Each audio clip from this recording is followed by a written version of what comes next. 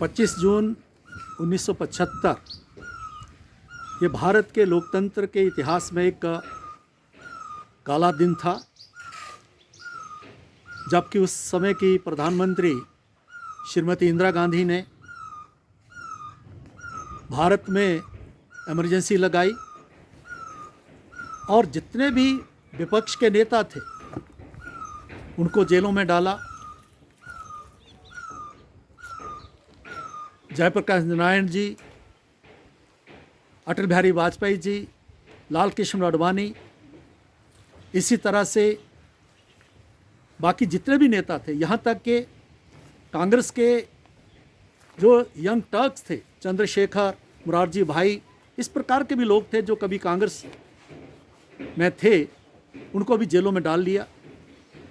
और बाकी लोग जो थे उनको लगता था कि जो इंदिरा गांधी जी की घिनौनी जो हरकत है उसका विरोध कर सकते हैं। उसमें जैसे राष्ट्रीय स्वयंसेवक संघ, ऐसे अन्य जो जितने भी संगठन थे जो उसको लगता था कि वो विरोध करेंगे, उनको जेलों में डाल दिया।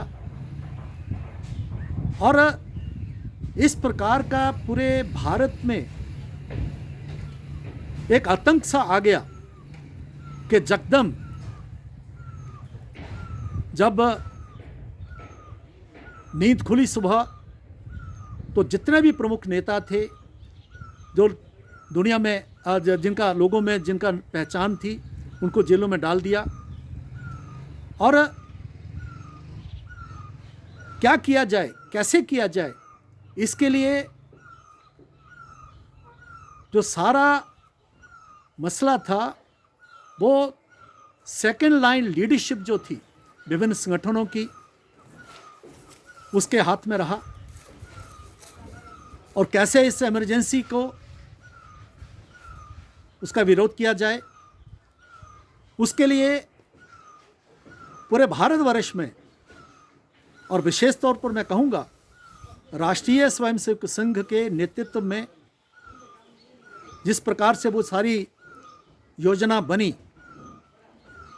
पहले तो था कि लोगों के साथ संपर्क करना, कौन जेल में है, कौन बाहर है, वो कहाँ है। कम्युनिकेशन आज जैसे वहाँ उस समय नहीं थे, तो उसके लिए कुछ समय लगा, लेकिन बाद में ये तय किया गया कि इमरजेंसी का विरोध करेंगे और लोकतांत्रिक तरीके से करेंगे। मैं जम्मू कश्मीर की बात करूँगा। जम्मू कश्मीर में उस समय एक इतिहास का नया अध्याय शुरू हुआ था। 1975 में इंदिरा शेख अकार्ड जिसको कहते हैं, उसके अंतर्गत शेख मोहम्मद अब्दुल्ला को दोबारा से कई दशकों के बाद जम्मू कश्मीर की राजनीति में वापस लाया गया था इमरजेंसी से पहले। और यहाँ पर जो सरकार थी उसमें 4 मंत्री थे जो कि नेशनल कॉन्फ्रेंस के थे, जिसमें शेख मोहम्मद अब्दुल्ला, देवीदास ठाकुर, अफजल बेग और लद्दाख से मिस्टर नरवू, ये थे 4। इसको कैबिनेट की कार कैबिनेट कहते थे, बेकार में आ जाती कैबिनेट थी। और नीचे जो था आधार था वो कांग्रेस का था। तो शेख अब्दुल्ला के दशकों के बाद एक नया जुनून लेके एक हर्ट साइकोलॉजी के तहत उसने यहाँ की सत्ता संभाली थी।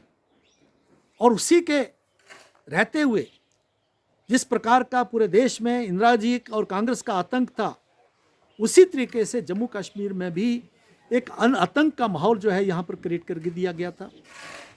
यहाँ पर राष्ट्रीय स्वयंसेवक संघ के नेतृत्व में, क्योंकि उस समय भारतीय जनसंघ के जो प्रमुख नेता थे वो लगभग सारे जेल में थे, और संघ ने जिस प्रकार से सारी योजना बनाई, उस समय मैं एमए कर रहा था और हमारे ही उम्र के जितने नौजवान थे जो स्वयंसेवक थे वो, और हमारे जो सीनियर लोग थे, कार्यकर्ता थे, ये एक योजना बनी यहाँ पर कि किस तरीके से इमरजेंसी का विरोध किया जाए, लोगों को जागरूक किया जाए और यहाँ सत्याग्रह किया जाए। आतंक इतना ज़्यादा था कि हम इमेजिन भी कर नहीं सकते।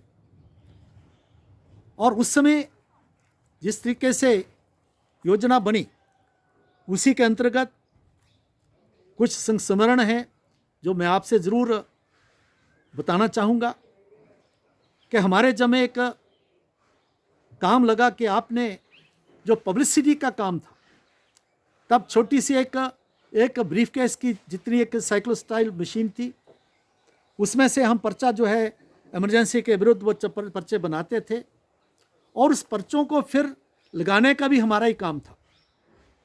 एक ग्रुप था, बाकी स्वयंसेवक कार्यकर्ताओं को सत्याग्रह के लिए तैयार करना, बाकी जो कार्य योजना में वो थे, क्योंकि दूसरे क्या कर रहे हैं इस प्रकार की जानकारी हर व्यक्ति के पास नहीं थी। हमें तो बताया जाता था कि आपने अभी क्या करना है। तो हमारे जब में जो पब्लिसिटी का काम था, उस समय मुझे याद है रमेश अरोड़ा एडवोकेट, इसी प्रकार से एक प्रवीण थे,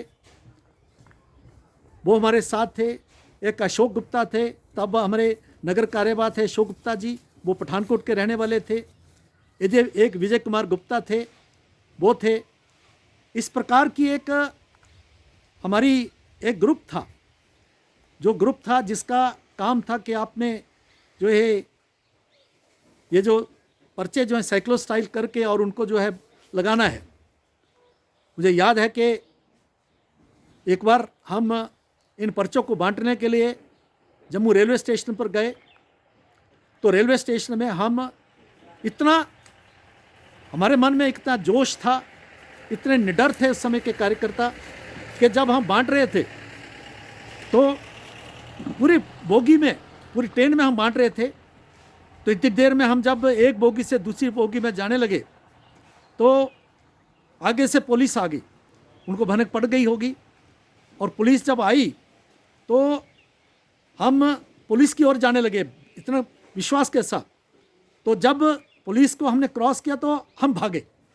जब भागने लगे तो पुलिस ने शोर डालना शुरू कर दिया, पुलिस वालों ने, कि चोर चोर चोर चोर करके। हमें याद है कि हम किस तरीके से जो है तीसरे प्लेटफॉर्म पर थे और वहाँ से ऊपर पौड़ियों को क्रॉस करते हुए हमने ऊपर से छलांगें लगाई, और छलांगें निकाल के अगर आगे आके हम फिर से वो पर्चे हमने गांधीनगर में आके बांटना शुरू कर दिया। इसी तरीके से मुझे याद है कि एक बार हमारे अखिल भारतीय अधिकारी माननीय बापूराव जी मोगे, वो त्रिकुटा नगर में एक अंडरग्राउंड मीटिंग हुई। उस मीटिंग में जितने भी स्वयंसेवक थे, मुझे लगता है कि लगभग 100 से ज़्यादा कार्यकर्ता होंगे, उनकी बैठक थी। और हमारे अखिल भारतीय जो अधिकारी थे संघ के, उनका प्रवास चल रहा था। उस बैठक में हम गए और वहाँ पर बड़ी चर्चा हुई, कैसे किया जाए, कैसे किया जाए। तो मैं, जैसे मैंने कहा कि मैं तब जवान था, मन में जोश था, ऐसा लगता था कि पता नहीं बाहर कोई आएगा नहीं आएगा, हो सकता है कि इंदिरा गांधी इन लोगों को जेल में मरवा दिया जाए, कई प्रकार की बातें चलती थी। तो जब प्रश्न उत्तर हो रहे थे, जब बापूराम मोगे जी ने ये पूछा पे क्या करना है, कोई सुझाव, कोई बात करें, तो मैं जोश के साथ मैंने उठा और मैंने उनको एक सुझाव दिया। मैंने कहा कि देखिए, पूरे देश में क्योंकि हम हर जगह हैं, हर जगह स्वयंसेवक हैं, तो क्यों नहीं हम कि हर प्रदेश में या हर स्थान के ऊपर कुछ लोगों को, जो गिने चुने लोग हैं, उनको चुना जाए और उनको एलिमिनेट किया जाए। क्योंकि उस समय एक खून का जोश था, जिस प्रकार की मैं बात कह रहा हूँ, और जिस प्रकार से, जिस तरह से माननीय बापूराव मोगे जी ने उसका उत्तर दिया, मुझे उस दिन से ये विश्वास हो गया कि राष्ट्रीय स्वयंसेवक संघ किस तरीके से लोकतांत्रिक जो वैल्यूज़ हैं उनमें विश्वास करता है। उन्होंने कहा कि देखिए, इन्होंने ये खाई अपने लिए खोदी है, इस खाई में खुद गिर जाएंगे और हमें सिर्फ खड़े रहना है, हमें जो कार्य दिया जाए उसको पूरा करना है और इमरजेंसी के विरुद्ध में खड़े होना है, लोगों को खड़ा करना है। तब मुझे विश्वास नहीं हुआ था, लेकिन जब 2 साल के बाद इमरजेंसी हटी, 1976 में हटी, और 1977 में जिस प्रकार से चुनाव हुए और जिस प्रकार से कांग्रेस बुरी तरह हारी, तो मुझे संघ के ऊपर पहले भी विश्वास था, लेकिन प्रैक्टिकली जो हमने देखा था वो इस प्रकार का आतंक का माहौल था कि हमारे जैसे नौजवान कुछ भी करने के लिए तैयार थे। संघ के ऊपर जो आरोप लगते हैं कि नहीं, ये बंदूक तलवार की बात करने वाले लोग हैं, ये तानाशाही में विश्वास करते हैं, यहाँ कोई लोकतंत्र नहीं है, तो वो जो इस प्रकार की चर्चाएं होती थी, उन चर्चाओं के विरुद्ध मेरा मन, मैं गांव से उठ के शहर में आया था, संघ का स्वयंसेवक बना था, तो मुझे इतना विश्वास हो गया कि संघ जो है सही माने में लोकतांत्रिक जो विशेषताएं हैं उसमें विश्वास करता है।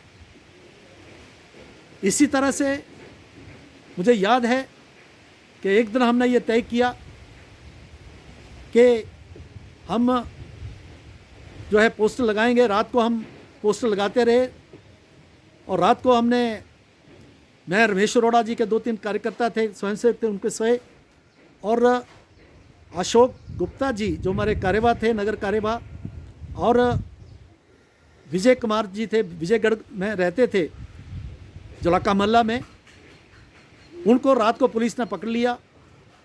और जिस तरीके से दूसरे दिन हमने देखा कि थाना में सारी रात उनको मारते रहे, उनके बाल जो थे उनको जो है नोच लिया था, और एक गुच्छे गुच्छे बाल उनके पड़े हुए थे। इस प्रकार की ज्यादतियाँ हुई थी। कार्यकर्ताओं को जो है वो बर्फ़ के उसके ऊपर लटाना, उनको पूछना कि कौन कहाँ है। हमारे यहाँ के नगर के प्रचारक थे तब, श्रीमान अविनाश जी, उनको पकड़ा गया और उनको हीरानगर जेल में रखा गया।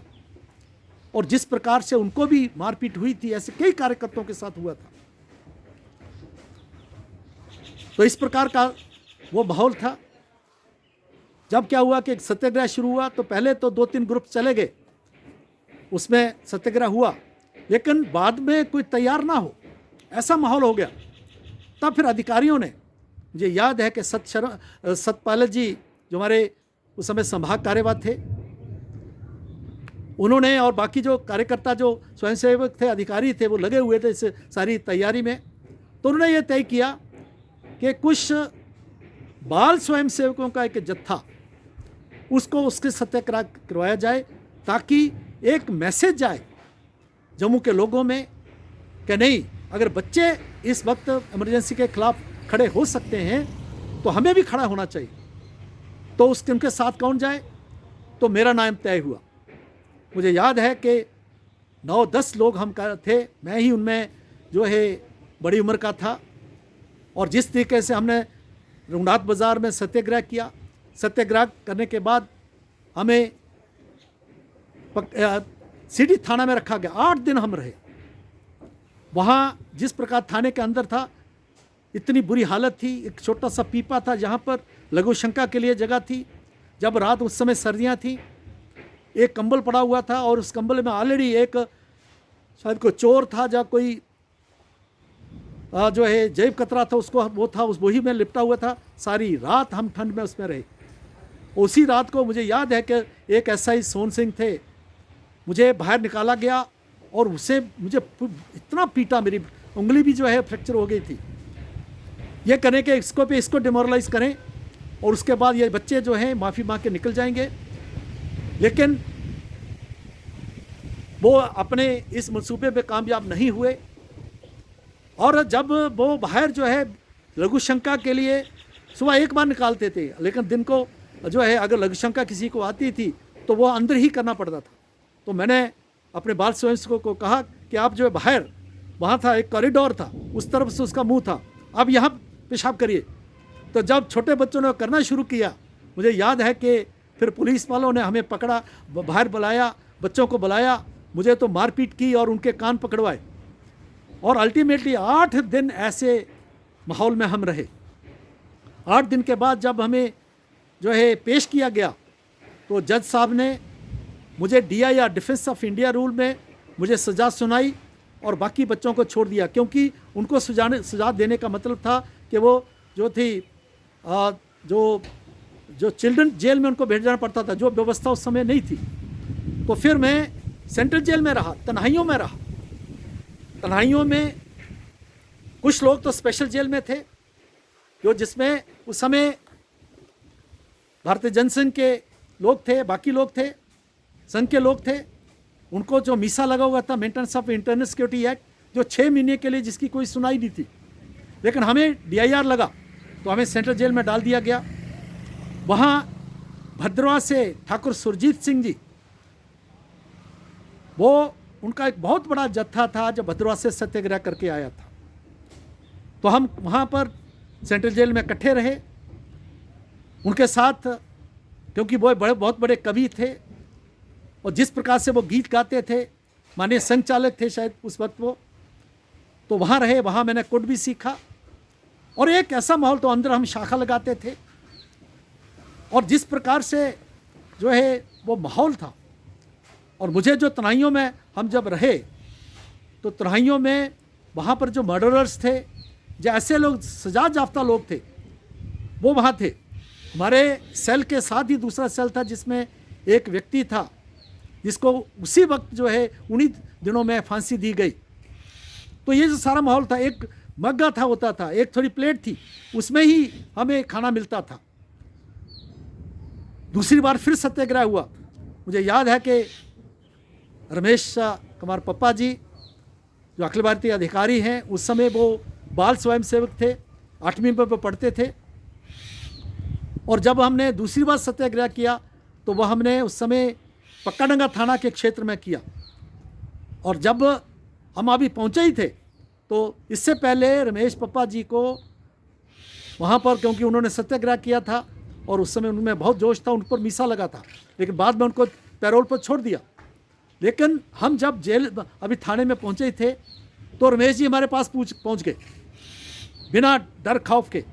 और पहुँचने के बाद जिस तरीके से पुलिस के साथ उन्होंने आर्गूमेंट करना शुरू किया, तो मुझे याद है कि पुलिस ने उनको बहुत पीटा। उनको पूछा क्यों आए, उनका क्या रोटी पूछने के लिए आए हैं, कहते अभी आए नहीं हैं तो आप पहले से आ गए। तो इस प्रकार का वो माहौल था। लेकिन लगातार जिस प्रकार से फिर सत्याग्रह हुआ, कार्यकर्ताओं ने जिस प्रकार से अपना सर्वस्व, उस समय एक ही जो है बात थी मन में कि किस तरीके से इमरजेंसी के साथ खिलाफ किया जाए, और लगातार जो संघर्ष किया। और मैं इसका श्रेय बाकी विरोधी लोगों को दूंगा, लेकिन मुख्यतः जम्मू कश्मीर की जब हम बात करते हैं तो राष्ट्रीय स्वयंसेवक संघ, उसके कार्यकर्ता चाहे वो अन्य क्षेत्र में थे चाहे वो संघ में थे, उन्होंने जिस प्रकार से यहाँ पर जम्मू क्षेत्र में कार्य किया, जिसके कारण अंतर्गतवा ये इमरजेंसी का जो काला काल था वो समाप्त हुआ। और 1970 में जिस प्रकार से फिर से जो है इलेक्शंस हुए, लोकतंत्र की बहाली हुई, और जिस तरीके से इंदिरा जी का बुरी तरह से उनकी हार हुई, तो ये एक इतिहास में एक जो है बहुत बड़ा एक ऐसा टर्निंग पॉइंट था कि जबकि कांग्रेस की ओर से, श्रीमती गांधी की ओर से जो कोशिश हुई कि यहाँ को लोकतंत्र का गला घोटने के लिए, उसका जो विरोध करते हुए भारत के लोगों ने, भारत एकजुट होकर जिस प्रकार से सब कुछ किया है, उसका श्रेय पूरे भारत को जाता है। और मैं कहूँगा कि राष्ट्रीय स्वयंसेवक संघ को जाता है, उनके जो विचार के जो बाकी संगठन हैं उनको जाता है। बहुत बहुत धन्यवाद।